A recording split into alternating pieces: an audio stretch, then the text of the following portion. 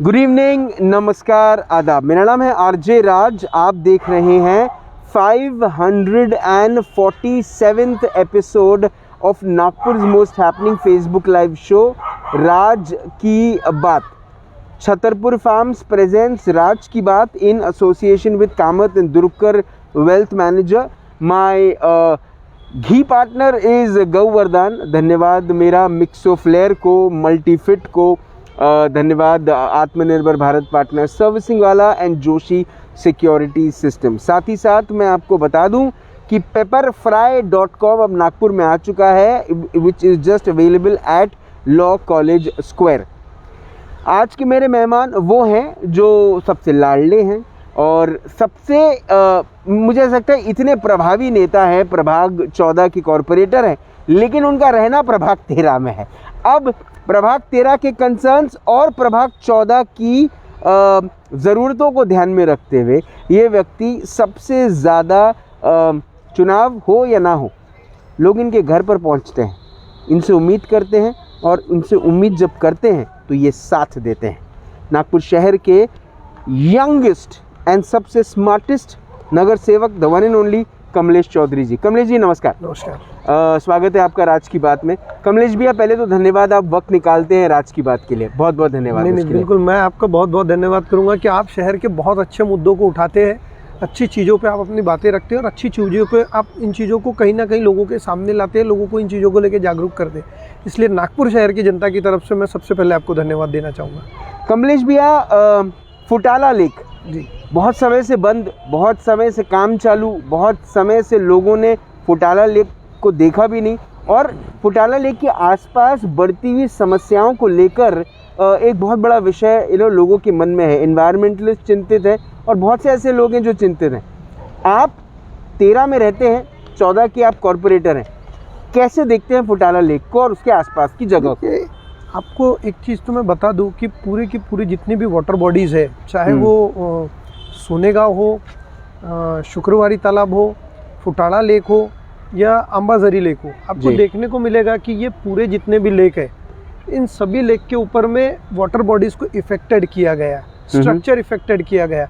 कहीं ना कहीं जो पुराने जो लोग हैं, आप उनसे पूछेंगे तो वो आपको बताएंगे कि किस प्रकार से नेचुरलिटी को हमने बरकरार रखना चाहिए। आप देखिए, आपका कैमरा अगर घूम सकता होगा आप दिखाइए, देखिए कितनी ग्रीनरी है, दिख रही है आपको? जी, है ना जी, दिख रहा है ना? बट आपको आप उसी चीज को आप इस तरफ घुमाइए तो आपको समझ में आएगा। देखिए, यानी जो नेचुरलिटी, जो ब्यूटी थी जी, उसको इस दीवार को और इस स्ट्रक्चर के माध्यम से ढकने का काम किया गया है जी।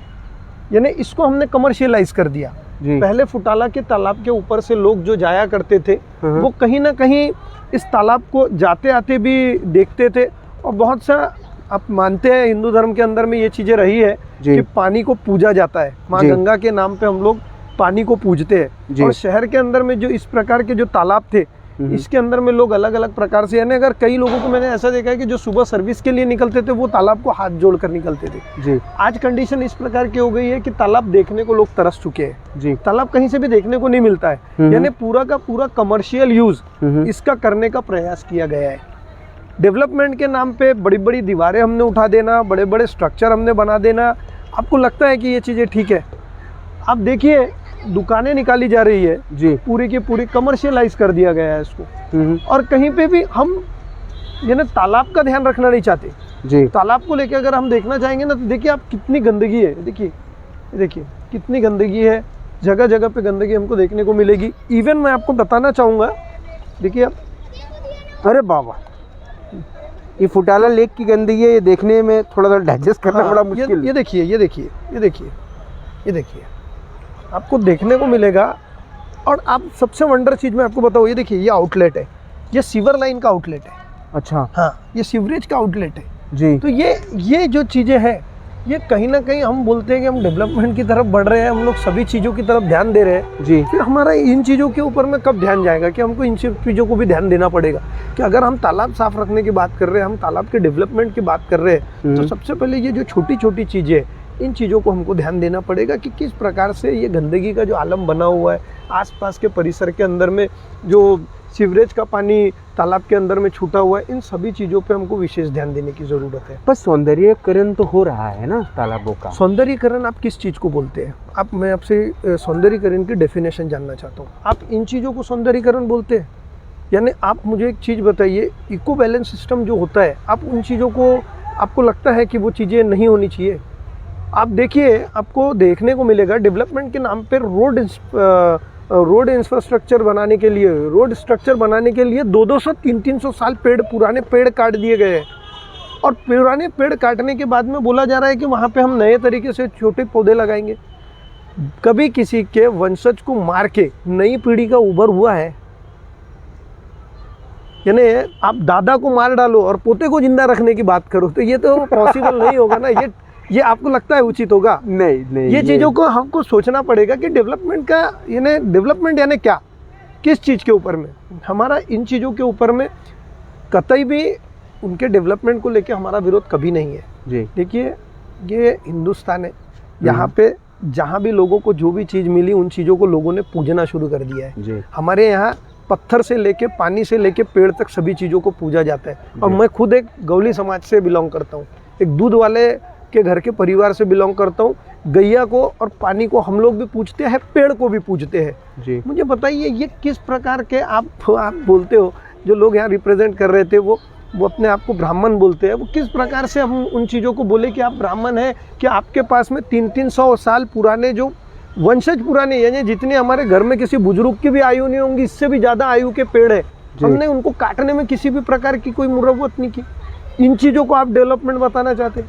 ये डेवलपमेंट है शहर के प्रति? जगह जगह आपने सीमेंट रोड के लिए बीच के जितने पेड़ थे, आपको बताऊं मैं, ये फुटाला जो रोड बना हुआ है ना जी, ये रोड के ऊपर में आप पूछ सकते हैं, यहाँ पे जितने भी लोग हैं उपस्थित, इनसे भी पूछ सकते हैं, बड़े बड़े पेड़ हुआ करते थे यहाँ इमली के, बड़े बड़े पेड़, वो पूरे के पूरे पेड़ इस रोड के और इस फुटाला के डेवलपमेंट के नाम पे काट दिए गए। नीचे बिल्डिंग का काम शुरू है, वो बिल्डिंग का काम तकरीबन 2.5 से 3 एकड़ जगह के अंदर में शुरू है। आप जाके देख सकते हैं कि कितने खतरनाक तरीके से नागपुर शहर की जो ब्यूटी थी, जिसको बोला जाता था फुटाला लेक, लोग घूमने के लिए आया करते थे। आज से कुछ साल पहले तक मॉर्निंग वॉक के लिए जो लोग आते थे, जो लोग बाहर से भी कुछ लोग अगर नागपुर शहर में आए तो उनको घुमाने के लिए एक ही प्लेस हुआ करता था, वो था फुटाला। बराबर। आज कंडीशन ये है कि कोई भी इस तरफ वाला उस तरफ जाने के लिए विचार करता है और उस तरफ वाला इस तरफ आने के लिए विचार करता है, क्योंकि इतने एक्सीडेंट्स का प्रमाण बढ़ चुका है। उनका स्ट्रक्चर, उनका जो इंफ्रास्ट्रक्चर की जो वर्किंग शुरू है, जो बांधकाम शुरू है, उसके चलते वहाँ पे किसी भी प्रकार का कोई कंट्रोल नहीं है। दिन में गाड़ियाँ चलती है, दिन में उनके पोकलैंड्स रोड के ऊपर में चलते हैं, दिन में उनके जेसीबीज चलती है ना, ट्रैफिक को भी इफेक्टेड कर चुके हैं, ब्यूटी को भी इफेक्टेड कर चुके हैं। ये सब चीज़ों के चलते एकदम, यानी जिसको बोला जाएगा कि यहाँ पे किसी का ध्यान ही नहीं है। सिर्फ जिस दिन ये प्रोजेक्ट खड़ा हो जाएगा ना, उस दिन मुझे अच्छी तरह से याद है कि 50 लोग यहाँ पे भूमि पूजन के लिए आ जाएंगे, इनॉग्रेशन के लिए आ जाएंगे, और उसके बाद में इन चीज़ों के ऊपर में उनका ध्यान जाएगा।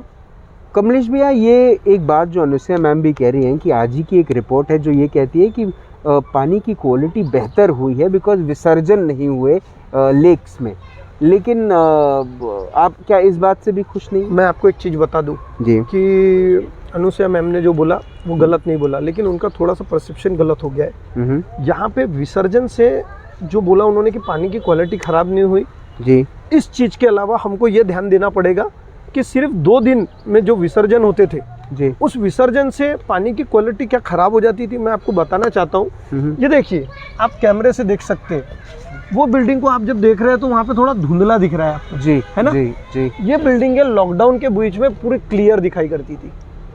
वो टावर जो दिख रहे हैं वो पूरे क्लियर दिखा करते थे। उसका रीजन था कि लॉकडाउन में जो पोल्यूशन कंट्रोल के, यानी लॉकडाउन के अंदर में जो गाड़ियों का जो चलन बंद हो चुका था, उससे पोल्यूशन पूरी की पूरी तरह से कंट्रोल में आ चुका था। आप यकीन मानिए, उस समय में भी जब लॉकडाउन था, उस समय में भी हम लोगों ने पानी के पास में जब आकर देखा तो पूरा का पूरा पानी क्लीन हो चुका था, यानी जो कभी नहीं हो सकता था वो लॉकडाउन के बीच में पोल्यूशन कंट्रोल से हुआ। तो इसमें विसर्जन होते हैं या विसर्जन नहीं होते बहुत अच्छी बात है, इसमें कोई प्रॉब्लम नहीं है। बट मैं थोड़ा सा बताना चाहूँगा आपको कि इसमें जो पानी की जो पानी जो साफ हुआ है, पानी जो क्लीन हुआ है, उसका सबसे बड़ा कारण रहा है कि जो लॉकडाउन जो लगा जो जी। गाड़ियों का आवाजाही जो बंद हुई, जो पोल्यूशन कंट्रोल हुआ, उसके कारण पानी के अंदर में बहुत सारी तब्दीली आई है।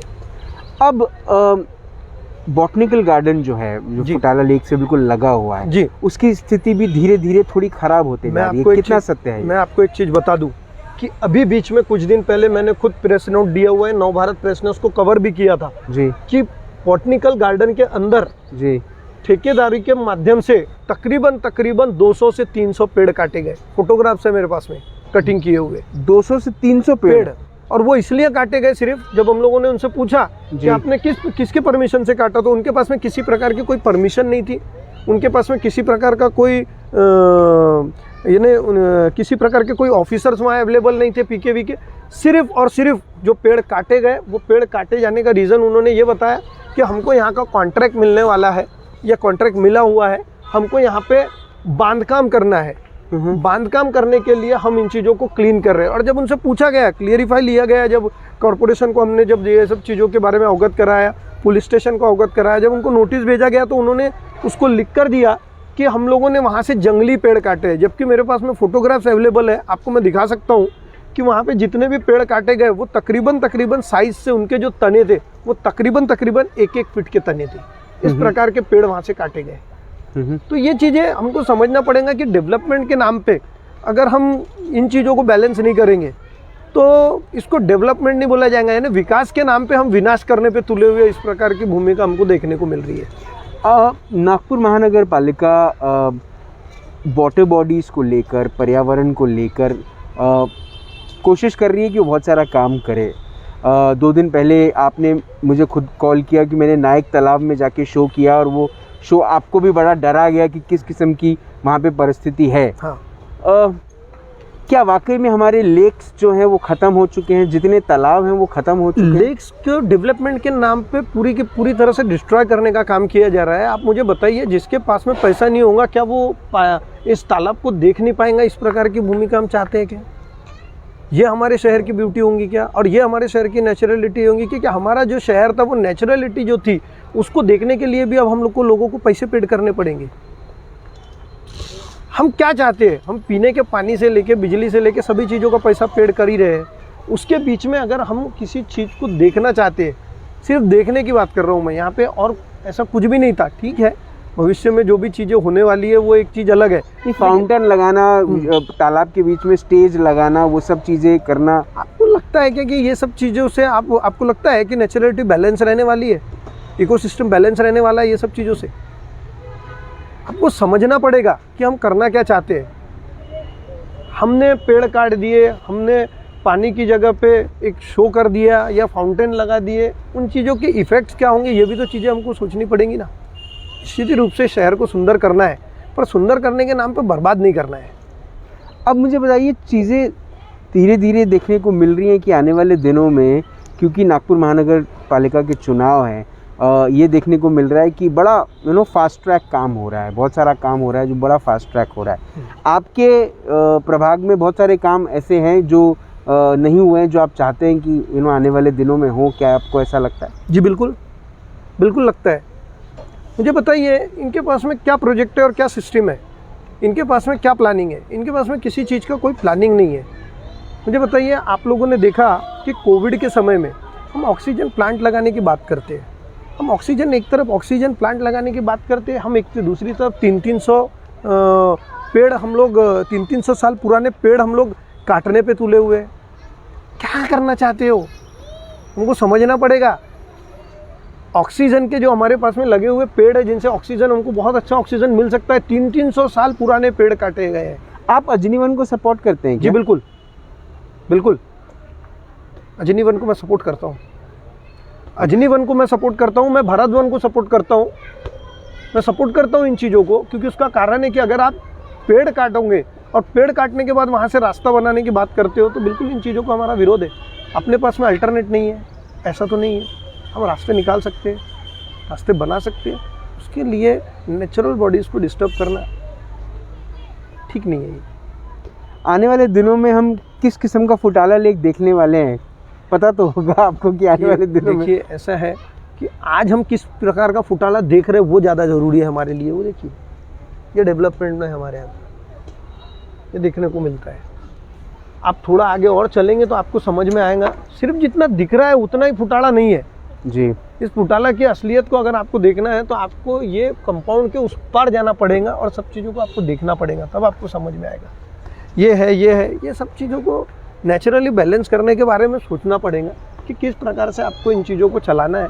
जगह जगह पे कचरा पट्टी, हमारे यहाँ किसी प्रकार के कोई आदमी नहीं, किसी प्रकार की कोई यानी देख रेख नहीं, ये सब चीज़ों से नहीं चलेगा। हमको जब इतना बड़ा प्रोजेक्ट आप कर रहे हो तो इसके लिए आपको प्रॉपर सिक्योरिटी सिस्टम्स करने पड़ेंगे, सब चीज़ों के ऊपर ध्यान देना पड़ेगा। और मेरा तो मानना ये है कि आपको सबसे पहले नेचुरलिटी को बचा के रखना पड़ेगा। आप नेचुरलिटी डिस्टर्ब करने जा रहे हो सब चीज़ों से। कमलेश भैया, मेरा आखिरी का सवाल आपसे कि क्या आने वाले दिनों में पर्यावरण को लेकर नागपुर शहर जागरूक हो पाएगा? जिस किस्म की अपेक्षाएं एनवायरमेंटलिस्ट रख रहे हैं, जिस किस्म की अपेक्षाएं वो लोग रख रहे हैं जो पेड़ को चाहते हैं, जो तालाब चाहते हैं कि वो साफ़ रहे, वाटर बॉडीज ज़िंदा रहें, पशु पक्षी के लिए जो घर बने हुए थे हज़ारों सालों से, 100, 200, 300 सालों से जो घर बने हुए थे पेड़ों के ऊपर में, वो बने रहे। आपको मैं बताना चाहूँगा कि आप बोल रहे हैं कि लोग जागरूक हो गए, मैं आपको बताना चाहता हूँ लोग जागरूक हो चुके हैं। एक यहाँ पे एनवायरनमेंट डिस्टर्बेंस को लेके एक प्रोटेस्ट किया गया था फुटाला के ऊपर में, और वो प्रोटेस्ट जब किया गया तो उसमें डोंट डिस्टर्ब चेन बनाई गई थी। वो चेन फुटाला से लेके वायुसेना के गेट तक पहुंची हुई थी।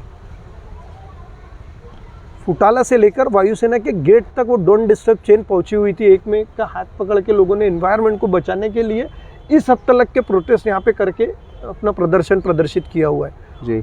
और हम किस प्रकार का लोगों के अंदर में अवेयरनेस चाहते हैं। नो डाउट हर व्यक्ति की मानसिकता ये है कि कहीं ना कहीं फुटाला या इस प्रकार के जो भी वाटर बॉडीज़ है उसको नेचुरल तरीके से बचाया जाए। तो आपको सौंदर्यीकरण नहीं चाहिए? सौंदर्यीकरण नहीं चाहिए ऐसा नहीं है, सौंदर्यीकरण होना बहुत अच्छी बात है, लेकिन सौंदर्यीकरण के नाम पे आप जिस प्रकार का ये बांध काम करते हुए चल रहे हो, ये बांध काम की मुझे नहीं लगता कि किसी भी प्रकार की कोई ज़रूरत थी। ऑलरेडी आपने देखा है कि पुराना भी जो दुकानें थी वो तो क्या बढ़ गई, वो क्यों आई थी वो समझ में नहीं आया। मैं वही आपसे जानना चाहता हूँ कि मुझे एक चीज़ बताइए कि क्या वो गलत थी? वो जिस तरीके से डिज़ाइन किया हुआ था क्या वो डिज़ाइन गलत था? क्या लोग उन चीज़ों को एंजॉय नहीं करते थे? अरे हमने उन चीज़ों को एज इट इज़ रखकर अगर फाउंटेन का वर्क किया होता तो क्या गलत था? यहाँ से तो मेट्रो जाएगी ना, मेट्रो से जब आप तालाब मेट्रो का यहाँ पे कोई अभी ऐसा कुछ प्लान नहीं है। तो ये बन क्या, ये बेसिकली ये प्रोजेक्ट क्या, ये बन क्या रहा है? ये सिटिंग स्टेयर्स बनाए जा रहे हैं, 4000 कैपेसिटी का सिटिंग स्टेप्स बनाए जा रहे हैं। और वो उनका ऐसा बोलना है कि प्रोजेक्ट के को जो हम लोगों ने देखा है उसमें ये बोला गया है कि 4000 कैपेसिटी का ये फ्लोर डाउन रहेगा और यहाँ से लोग उस जो फाउंटेन का जो डांसिंग फाउंटेन जो यहाँ पे लगने वाला है उसका आनंद लोग लेंगे।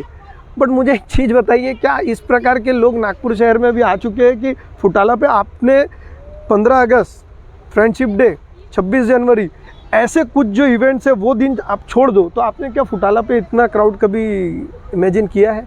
बिल्कुल नहीं। क्या इस प्रकार का फुटाला का क्राउड है कि इतने लोग यहाँ पे एक साथ में आके बैठ सके? आप देख रहे हैं कि 20,000 करोड़ की मेट्रो की क्या स्थिति है, छुपा हुआ नहीं है किसी से। एक समय ऐसा आ गया था कि उसको चलाने के लिए हम लोगों को इंगेजमेंट्स वगैरह के लिए रेंट पे देने की नौबत आ गई। बहुत सारी पार्टियां भी हुई ट्रेन के अंदर। तो ये जो चीज़ें हैं, ये चीज़ें डेवलपमेंट नहीं है। ये डेवलपमेंट नहीं है। हमको समझना पड़ेगा कि हम डेवलपमेंट के नाम पे क्या करने जा रहे हैं। डेवलपमेंट के नाम पे हमने पूरी नेचुरलिटी को डिस्टर्ब कर दिया। आज जहाँ पे रहने वाले आस पड़ोस के जितने भी लोग हैं वो नो डाउट ये स्ट्रक्चर चल रहा है, सब लोग देख जरूर रहे हैं, लेकिन किसी के भी अंदर में उस प्रकार की खुशी नहीं है कि भाई ये होने के बाद में, क्योंकि लोगों को पुराना फुटाला चाहिए, पुराने लेक्स चाहिए, जिस प्रकार से नेचुरलिटी थी वो चीज़ें चाहिए। लोग फिशिंग करते थे, लोग घूमने आया करते थे, मॉर्निंग में इतने लोग वॉक करते थे। मैं आपको बताना चाहूँगा अभी ये रोड पे तो कोई भी वॉक के लिए आता भी नहीं होगा मॉर्निंग में। यानी लगभग लोग जो उधर से सेमिनरी हिल्स से घूमने वाले वो फुटाला के वो कॉर्नर तक, और ये इस तरफ में जो घूमने वाले लोग हैं वो यहाँ तक जी। बस इसके आगे कोई भी यानी जो वर्किंग चल रहा है बहुत इक्का दुक्का लोग होंगे जो मॉर्निंग वॉक में। नहीं तो एक समय में ऐसा हुआ करता था कि पूरा नीचे का जो फुटाला लेक था ये भरा हुआ करता था मॉर्निंग के समय में। मॉर्निंग वॉकर्स लोग जितने बुजुर्ग लोग थे वो वॉक करते थे, घूमने आते थे, एक्सरसाइज करते थे, यानी 4 बजे से शुरुआत हो जाती थी। दूसरी और भी चीज़ें इफेक्टेड ऐसी हुई है, मैं आपको बताना चाहूँगा कि अगर कोई किसी प्रकार की अप्रिय घटना हो रही है या कोई सुसाइड अटेम्प्ट कर रहा है जी तो कम से कम नज़र पड़ जाया करती थी, रोड से जाता हुआ भी आदमी रुक के बचाने का प्रयास करता था। जी। उन चीज़ों के इफेक्ट हमको पिछले हफ्ते में इस प्रकार से देखने को मिले कि एक ही दिन में 3 बॉडियां यहाँ से निकालनी पड़ी है, किसी का ध्यान नहीं है। हमको लगता है घूमने वाला हमारे सामने कूदा हो रहा था बीच में, गलत बोल रहा? वहाँ से उतरा तो ये सब जो चीज़ें हैं, ये सब चीज़ें समझना पड़ेगा कि हम डेवलपमेंट के नाम पे कुछ भी नहीं करना चाहते। हमको डेवलपमेंट चाहिए, हमको डेवलपमेंट चाहिए, पर ऐसा डेवलपमेंट नहीं चाहिए कि जिसके नाम पे आप पूरी की पूरी तरह से बर्बाद करने पे तुले। आप मेट्रो की बात करते हैं, मैं तो हमारे जैसे का तो बोलना ये था कि भाई नागपुर एक इतना सुंदर सिटी है और भौगोलिक परिस्थिति इसकी इतनी अच्छी है कि छत्तीसगढ़ 4 घंटे की दूरी पे, तेलंगाना 3 घंटे की दूरी पे, एमपी 2 घंटे की दूरी पे, एक 3-4 स्टेट को हम लोग बेनिफिट दे सकते थे यहाँ से। मेट्रो बनाने की बजाय अगर हमने आईटी हब खड़े किए होते, हमने MIDCs को डेवलप किया होता, हमने मिहान पे फोकस किया होता, तो मुझे ऐसा लगता है कि नागपुर शहर के साथ साथ ये जो बाकी के जो 3-4 स्टेट्स जो हमसे लगे हुए हैं ना, इनको भी इन चीज़ों का बेनिफिट्स मिलता था। हमको ये चीज़ों को समझना पड़ेगा कि 20,000 करोड़ का जो इन्वेस्टमेंट मेट्रो के नाम पे किया गया, एक सफ़ेद हत्ती हम लोग पाल के बैठे हुए हैं। 2 रुपये का रेवेन्यू आने का कोई चांस नहीं है। आज तो मेरा ऐसा मानना है कि मेट्रो अगर चल रही है तो मेट्रो खुद का खर्चा निकाल ले, बड़ी बात है। ऐसे परिस्थिति में इसको हम डेवलपमेंट बोलोगे? बड़े बड़े पुल बांध देना, पुल खड़े कर देना, ये डेवलपमेंट नहीं है। सीमेंट रोड बना देना, कई जगह पे अभी आपको देखने को मिला कि पुल गिर जा रहे हैं, ऐसी भी परिस्थितियां देखने को मिली। वो अच्छी चीज़ थी कि किसी की जान का नुकसान नहीं हुआ, किसी के जानो माल का नुकसान नहीं हुआ, ये सब चीज़ें बची रही। हमको बात करनी पड़ेगी ये सब चीज़ों पे, हमको समझना पड़ेगा कि डेवलपमेंट का मतलब ये नहीं है। आपको नेचुरलिटी को भी बरकरार रखना है, आपको लोगों की भावनाओं को भी समझना पड़ेगा। आपको मैं एक चीज़ बता दूँ, आप विकास अगर करना चाहते हो तो विकास किसके लिए करना चाहते हो? लोगों के लिए ही ना। तो लोगों के लिए विकास लोगों को बचाकर होता है, लोगों को मिटाकर विकास नहीं होता, उसको विनाश बोला जाता है। मैं 50 बार बता चुका हूँ कि लोगों के लिए विकास होता है, लोगों को हटा के जो होता है वो विकास नहीं होता, वो विनाश होता है। हम विनाश की तरफ में बढ़ रहे हैं। ये जो चीज़ें हैं ये विनाश की तरफ ले जाने वाली चीज़ें हैं। क्या ये बात पब्लिक डोमेन में खुलकर क्यों नहीं आती? अगर आपको ये सब चीज़ों के बारे में इतनी जानकारी है तो पब्लिक को ये सब चीज़ों के बारे में जानकारियाँ क्यों नहीं होती? देखिए, मैं आपसे एक चीज़ पूछना चाहता हूँ साधारण सी, कि यहाँ पे नागपुर शहर के अंदर में आपको देखने को मिलेगा कि लोगों के पास में सबसे पहली चीज़ है रोज़गार के कोई साधन नहीं है जी, है ना। अब जब लोगों के पास में रोज़गार के साधन नहीं होते तो लोग अपने सुबह से लेकर शाम तक 2 टाइम की रोज़ी रोटी कमाने में मशरूफ़ रहते हैं। और जिन जनप्रतिनिधियों को हमने इलेक्टेड करके दिया हुआ है, हम लोग सब कुछ अपना करता धरता लगभग उन्हीं को समझ बैठते हैं। ऐसे परिस्थिति के अंदर में जब हम अपने परिवार के, आपको भी चुना गया तो आपको भी तो मानते हैं? बिल्कुल हाँ, मानते हैं। हाँ। तो उस चीज़ को लेके मैं आपको बताना चाहूँगा कि मैं अपनी जगह पे बिल्कुल सज्ज और सरल तरीके से हूँ, क्योंकि उसका कारण है, आप मेरे पास में आके देखिए, सुबह 7 बजे से मेरे पास में लोगों का आवागमन शुरू होता है और मैं सुबह से लेकर शाम तक इन्हीं चीज़ों में व्यस्त रहता हूँ। मैं आपको बताना ये चाहता हूँ कि हमको इन चीज़ों को समझना पड़ेगा, हमको अपनी जवाबदारियाँ समझनी पड़ेंगी कि हमको क्या करना है। हमारे पास में इस तरीके का काम नहीं चलेगा कि मैंने बता दिया सो कायदा, मैंने बता दिया सो कानून। इस तरीके से काम नहीं चलेगा। डेवलपमेंट की अगर हम बात कर रहे हैं तो हमको लोगों की राय लेनी पड़ेगी, लोगों से समझना पड़ेगा। सर्व मैं हूँ, ये इस तरीके से काम नहीं हो सकता। हमको बात करनी पड़ेगी, लोगों के व्यूज़ लेने पड़ेंगे।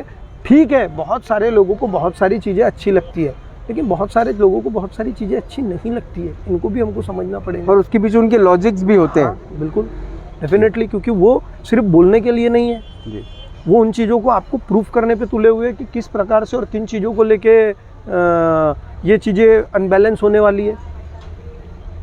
कई रिपोर्ट्स, नीरी जैसे जो डिपार्टमेंट्स है वो भी अपनी रिपोर्ट्स पुटअप कर चुके हैं कि हाँ, ये चीज़ें होने के बाद में कहीं ना कहीं जो नेचुरलिटी है वो डिस्टर्ब होने वाली है। फिर हम क्या करना चाहते हैं, समझ के परे है। सवाल तो आप रख रहे हैं पब्लिक डोमेन में, जवाब क्या होगा इसका? जवाब उम्मीद करता हूं कि कम से कम इन चीज़ों के बारे में विचार होगा, इन चीज़ों के बारे में विचार होगा, क्योंकि विचार अगर किया जाए तो निश्चित ही रूप से इन चीज़ों के रास्ते निकल सकते हैं जो चीज़ों पे हम लोग बात कर रहे हैं। डेवलपमेंट के लिए जब यहाँ का एक प्रोजेक्ट रखा गया, मैं पूछना चाहता हूँ कि बहुत अच्छी चीज़, ये शहर की सबसे सुंदर चीज़ है फुटाला। क्या आपने कभी आस पड़ोस के लोगों की भावना जानने की कोशिश की है? क्या लगता है आपको कि 2 घंटे में घूमने के लिए आने वाला आदमी यहाँ सब कुछ हो गया, और जो लोग यहाँ पे अपनी पूरी ज़िंदगी सर्वाइव कर चुके, पूरी ज़िंदगी काट चुके, आपको उनसे पूछना भी उचित नहीं लगा? जनता के तो प्रतिनिधि हैं, जनता ही तो चुनती है। इसलिए बोला ना कि जनता के प्रतिनिधि है, जनता के मालिक नहीं है। हमको उनकी जनता की राय जाननी पड़ेगी कि जनता क्या चाहती है, लोग क्या चाहते हैं। इन चीज़ों को हमको समझना पड़ेगा। किसी ने बोल दिया कि मैं ये प्रोजेक्ट ऐसा नहीं ऐसा कर डालूंगा करके आप कर डालो, ये नहीं। इन चीज़ों को हमको समझना पड़ेगा कि ऐसा क्यों करना है और ऐसा करने से क्या होने वाला है, कितने लोग इफेक्टेड होने वाले हैं। ठीक। कमलेश भैया, आज फिर आपने एक अपना वक्त दिया, आपने फिर से जनता के बीच में कुछ ऐसे सवाल रखे जिसके ऊपर मैं आई एम श्योर जनता भी सोचेगी, और इस पर मंथन अब करना ज़रूरी होगा, क्योंकि चिंतन का वक्त निकल गया, शायद अब मंथन करने का वक्त आ गया है। बहुत सारी चीज़ें हैं यहाँ पे। तो मैं आपको बता दूँ, पार्टी प्रचार चल रहा है, जैसे प्रोजेक्ट चल रहा है, ये आप देखने को मिलेगा आपको। आप ये फुटाला से जब हनुमान मंदिर की तरफ जाओगे ना, तो आपको देखने को मिलेगा कि जो इलेक्ट्रिक्स के पोल कॉन्ट्रैक्टर ने खड़े किए हुए, उसको बीजेपी के झंडे का कलर मारा हुआ है। तो ये हमारा बोलना ये है कि इसका कमर्शियलाइजेशन बंद करो, इस प्रकार का पार्टी प्रचार बंद करो, ये अच्छी चीज़ें नहीं है। आप किस प्रकार का मैसेज देना चाहते हो, मुझे बताइए। स्टेट के अंदर में गवर्नमेंट आज कांग्रेस, शिवसेना और राष्ट्रवादी की है जी। कल उसमें से एज ए पालक मंत्री करके वो आ जाते और उन्हें बोला नहीं, इसको 3 कलर का झंडे का कलर मारो जी। सेंस लेवल बातें हैं, एकदम छोटी छोटी चीज़ें हैं ये, हम क्या करना चाह रहे हैं। अरे उसको एक अच्छा सुंदर तरीके का पेंट करके हम लोग क्या लोगों के सामने प्रोड्यूस नहीं कर सकते? ज़रूरी है हमको हर जगह पे कि पार्टी के झंडे दिखे या पार्टी का कलर दिखे? लोगों के हम मन को कभी नहीं समझेंगे। अगर बीजेपी को फॉलो करने वाले लोग हैं तो कांग्रेस को भी फॉलो करने वाले लोग होंगे जी। हम उसको नेचुरल कलर क्यों नहीं दे सकते?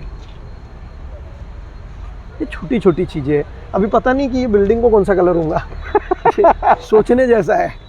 यानी उम्मीद है कि ऐसा कलर हो जिसमें किसी को चुभे ना ये कलर। लेकिन कमलेश जी, वाकई में आज आपने जनता के बीच एक कुछ ऐसे सवाल रखे जिसका जवाब शायद, मैं वही तो कह रहा हूँ, अब चिंतन करने का वक्त चला गया। चिंता करके बैठने का कुछ नहीं, अब मंथन करने का वक्त है, और उसके ऊपर में विचार करके डिसीजन लेने का वक्त है। और डिसीजन लेने की जो का जो वक्त है उसका ऑलरेडी टिकटॉक शुरू हो गया है। बिल्कुल, हाँ, बिल्कुल शुरू हो चुका है, बिल्कुल बच गया है। और आने वाले दिनों में आई एम श्योर जनता इस पर एक ज़रूर अपनी एक सोच रख कर अपना मत देगी। लेकिन आपने अपना वक्त दिया, आपने हमसे बात करी, उसके लिए बहुत बहुत धन्यवाद। Thank you so much. आज राज की बात में फुटाला लेक पर श्री कमलेश चौधरी जी से मुलाकात हुई, उनसे बात हुई। उन्होंने बहुत सारी ऐसी बातें पब्लिक फोरम में रखी, पब्लिक डोमेन में रखी, जिस पर अब विचार करना थोड़ा सा ज़रूरी है। देखिए, ये बात, कुछ चीज़ें तो कुछ हकीकतें हैं जो इस पूरे इंटरव्यू में समझ में आई। एक ये कि मैंने आपको नायक तालाब भी दिखाया, लेंडी तालाब मैं आपको कल दिखाने वाला हूँ। नायक तालाब की हालत क्या है मैं आपको बता चुका हूँ, लेंडी तालाब की हालत मैं आपको कल दिखाऊंगा। और आज मैंने आपको फुटाला लेक का रियल सीन दिखाया। सौंदर्यकरण ज़रूरी है, क्यों नहीं, क्योंकि चीज़ें खूबसूरत दिखती हैं तो शहर ही अच्छा खूबसूरत दिखता है। लेकिन अगर वो पानी को गंदा कर चुकी हैं, अगर पूरा सीवेज का पानी अगर हमारे लेक में जाकर जाएगा तो वहाँ से मच्छर होंगे, और वहाँ से आसपास रहने वाले लोगों के जीवन में जो तकलीफ़ें आएंगी, जो डेंगू आएगा, उससे अगर किसी की मृत्यु हो गई तो माँ चल बसी because of the road accident. इसकी जिम्मेदारी कौन लेगा? मैं जिम्मेदारी लेने की बात कर रहा हूँ। आप कोरोना काल में जिनकी मृत्यु हुई, आप उनको जिनके परिवार के सदस्य की मृत्यु हुई, आप उनको 50,000 रुपये देके क्या उनकी कमी पूरी कर सकते हैं? रोड एक्सीडेंट में मरने वाले लोगों की जो तादाद है वो हमारे शहर में बहुत ज़्यादा है। इसकी जिम्मेदारी कौन लेगा? क्या वो कॉन्ट्रैक्टर लेगा जिसने काम बराबर नहीं किया? क्या वो ऑफिसर लेगा जिसने बराबर सर्वे नहीं किया? क्या वो नेता लेगा जिसने वो कॉन्ट्रैक्टर को वो काम दिया? कौन ये डिसीजन लेगा और कौन इसकी क्रेडिटेबिलिटी लेगा, कौन जिम्मेदारी लेगा। और जिम्मेदारी से लोग भागे हैं, ये आपको भी पता है, ये मुझे भी पता है। मिहान आज एक बहुत बड़ा सवाल का विषय है। क्या हमें वाकई में मेट्रो की ज़रूरत थी या हमें जॉब्स की ज़रूरत थी? हमें ज़रूरत किस चीज़ की थी? और किसी के साथ अच्छी दोस्ती यारी रहना, किसी को भाऊ दादा कहना और उनका आपके घर पर आकर चाय कॉफ़ी पीना से क्या शहर का विकास हो पाता है? क्या शहर के एक युवा को नौकरी मिल पाती है? क्या शहर के एक माँ बाप अपने बच्चे को जब बस स्टैंड पे छोड़ने जाते हैं, रेलवे स्टेशन पे छोड़ने जाते हैं, तो क्या वो उनके दर्द को वो बयां कर पाते हैं कि हमारे बच्चे को यहाँ के नेता नौकरियाँ नहीं दे पाए, यहाँ वो बड़ी बड़ी कंपनीज नहीं ला पाए? बूटी बोरी बर्बाद, MIDC खराब, जो मिहान है उसका कोई अभी अता पता हो नहीं रहा। जब वादे हुए थे तब कितनी बड़ी बातें हुई थी कि कितने हज़ारों जॉब्स आएंगे। वो हज़ारों जॉब्स कहाँ हैं? और अगर वो हज़ारों जॉब्स आए तो वो हज़ारों जो युवा हैं वो शहर छोड़ के क्यों गए? इसके ऊपर भी एक सवाल है। रास्तों के ऊपर में सवाल है, लेक्स के ऊपर में सवाल है, उन पेड़ों के ऊपर में सवाल है जो 300 साल पुराने हैं, लेकिन शायद वो कट जाएं इसीलिए क्योंकि एक बहुत बड़े प्रोजेक्ट की कल्पना किसी ने की है। इन सब सवालों के जवाब मुझे पता है ना मोर्चों में मिल सकते हैं, ना आपको किसी आंदोलन में मिल सकते हैं। हाँ, आपकी आवाज़ अगर वहाँ तक पहुँच पाए जिन तक पहुँचनी चाहिए, अगर वहाँ तक पहुँच जाती है तो क्यों नहीं, शायद उसका असर हो। लेकिन शायद हर चीज़ का उपाय एक आम आदमी के पास यही आता है जब वो वोट देने जाता है, और शायद यहीं पर आकर ये पूरा विषय समाप्त होता है। जब आप उनको वोट नहीं देंगे जिनके गलत डिसीजंस की वजह से आपको तकलीफ़ हुई है, तब शायद उनको ये समझ में आएगा कि आप नाराज़ हैं उनसे। वो कोई भी पार्टी का हो, वो कोई भी पार्टी का हो, पार्टी नहीं, जो काम करेगा वो टिकेगा, जो काम करेगा वो रहेगा।